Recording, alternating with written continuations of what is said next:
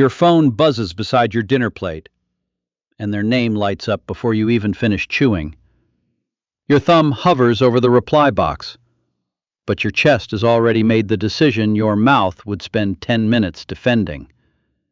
You can feel the old script loading. Be nice, explain yourself, keep the peace. But then you do nothing. And the strangest part is not that you left them unanswered. The strangest part is how fast your body gets quiet. No dramatic speech, no final paragraph, just a screen going dark, a fork in your hand, and a breath you did not know you were holding. That calm can feel almost wrong, because this was someone who was supposed to matter. So why does not answering feel less like cruelty and more like finally putting down something heavy? Sometimes relief arrives before the story catches up. Your body says no before your mind can make it polite. And if one name on a screen can make your whole body brace, it usually means being reachable has been costing you for longer than you admitted. At 2:13 a.m., you are lying on your side, typing a careful paragraph to someone who will wake up calmer and repeat the same crisis next week. The cursor blinks at the end like it is waiting for one more version of you to be useful. You reread the message twice, soften one sentence, remove the part that sounds annoyed. Then you send it and stare at the ceiling with your jaw still tight. By morning, the family group chat needs you to smooth over one comment. At work, someone drops a panicked Slack message because you are the person who always knows how to fix the room. A voice note sits there too, 6 minutes long, from someone who does not want advice as much as they want your nervous system to hold theirs for a while. This is how constant access starts to disguise itself as love. Not because anyone announces it, because every time you answer, people feel better, and every time you do not, someone acts confused. So you learn the deal. Being reachable means being loyal. Being useful means being safe to keep. Being tired is not a good enough reason to disappear. Then one day, you stop. No speech, no dramatic boundary post, just a message left alone. A meeting handled without emotional cleanup. A crisis that has to survive without you narrating everyone back to calm. And it does not feel like revenge. It feels like an overdrawn account finally declining a charge. That is the part people miss when they call it cold. The cutoff is not always the first cruel move. Sometimes it is the last receipt from years of being available on demand. You are 8 or 12, sitting on the hallway carpet, and the keys turn in the front door. Before anyone says your name, you hear the cabinet close too hard. You watch one parent go still at the kitchen counter, and somehow your stomach already knows what kind of night it is going to be. Nobody has yelled yet. Nothing has happened yet. But the air has changed, and your body treats that change like information. You notice the shoes by the door, the way someone breathes through their nose, the pause before a simple answer. That is not you being dramatic. That is a child learning the weather inside a house.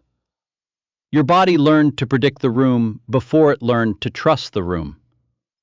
Years later, this can follow you into places that look nothing like childhood. A date gets a little clipped with the waiter, and your shoulders tighten. A friend says, "I'm fine," in the wrong tone, and you start measuring how much truth is safe. Someone at a family holiday laughs a little too sharply, and part of you is already moving toward the exit. In a 2011 current biology study, psychologist Eamon McCrory at University College London found that 20 children exposed to documented family violence showed greater amygdala activation to angry faces than 23 matched children, even when those faces were not an actual threat. That finding gives a name to the hallway moment, The child is not overreacting. Their body is practicing early detection because the room has taught them that moods matter. So when adult you leaves quickly, it may not start as cruelty. It may start as an old alarm doing its job too early. You are not only reacting to what someone did, you are reacting to how fast your body thinks it knows where this is going. And once your mind learns to scan this early, adulthood starts to look like one long test of whether you are seeing the pattern before anyone else admits there is one.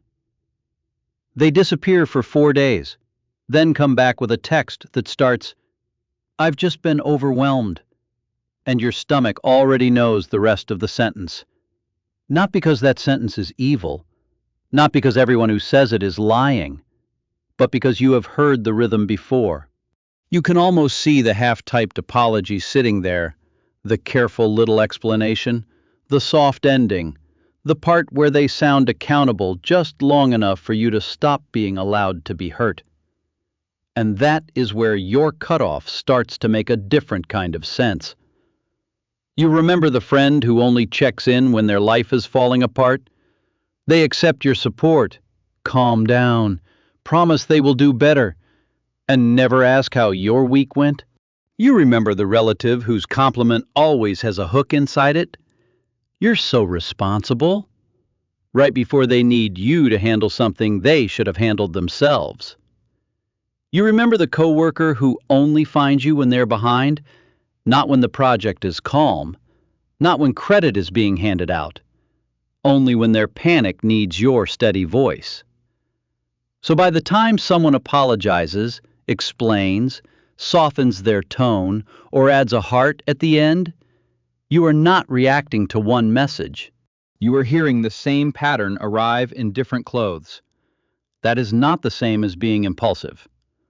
A cutoff can look sudden to the person receiving it, because they only count the last conversation.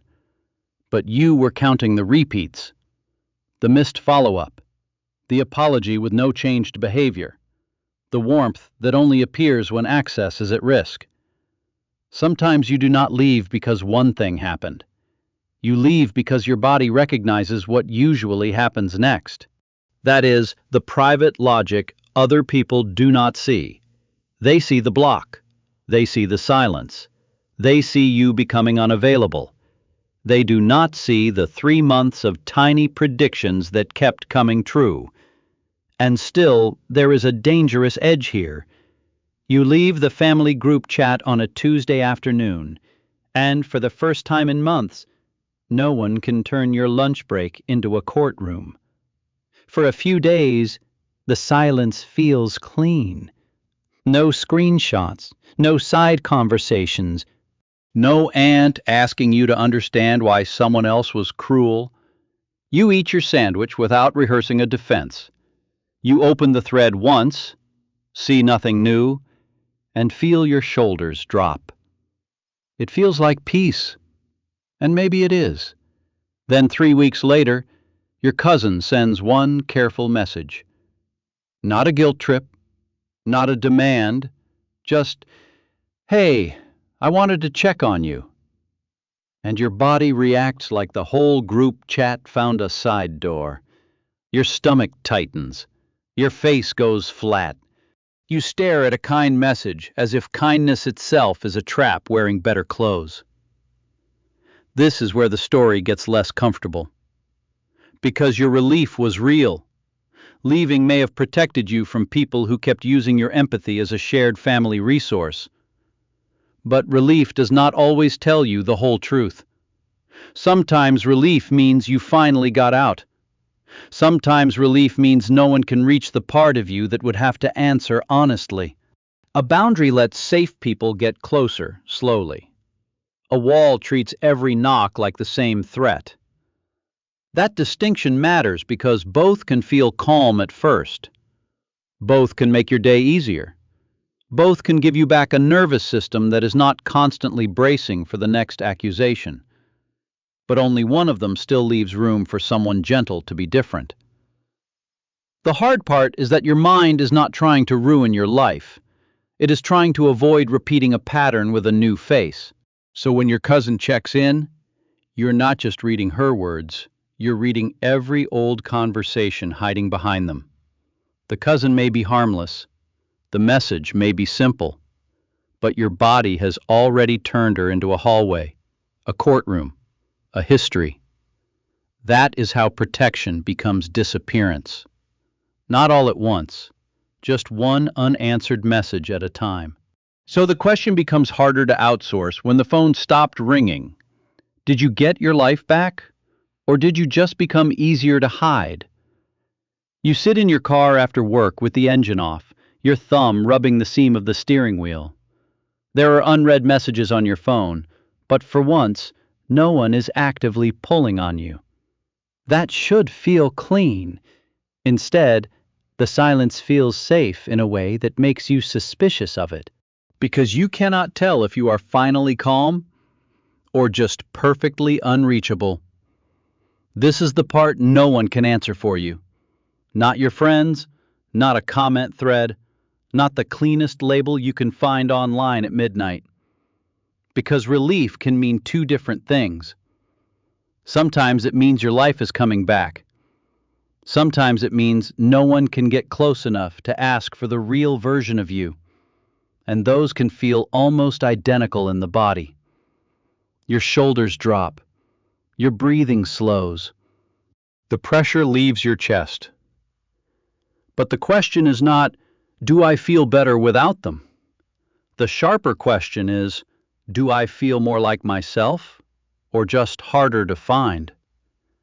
If the cutoff gave you back your sleep, your appetite, your laugh, your ability to think without rehearsing arguments, that matters. That is not small. Later, your apartment is quiet. One lamp is on, and the little crescent moon on Do Not Disturb sits at the top of your screen. No one is asking you to explain, soften, answer, translate, or stay calm for a room that keeps handing you its noise. And for the first time all day, you can feel the version of you that comes back when the wrong people no longer have access. Not louder, not happier in some movie way, just less edited. You notice your own thoughts without preparing them for someone else's reaction. You sit there and realize the quiet is not empty. It has furniture in it. Your breath, your taste, your opinion before it gets negotiated down. That is the part people misunderstand.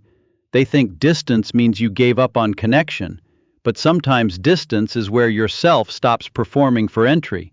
You are not choosing emptiness. You are choosing access with a lock on it. Loneliness is when you want someone there and no one comes. Selective quiet is when the wrong people stop arriving and your body finally believes the room belongs to you. So if being alone feels like relief, do not rush to shame it. Just listen closely to what came back. If your laugh returns, if your shoulders lower, if your thoughts stop asking permission, that quiet is not rejection. It is unfamiliar safety.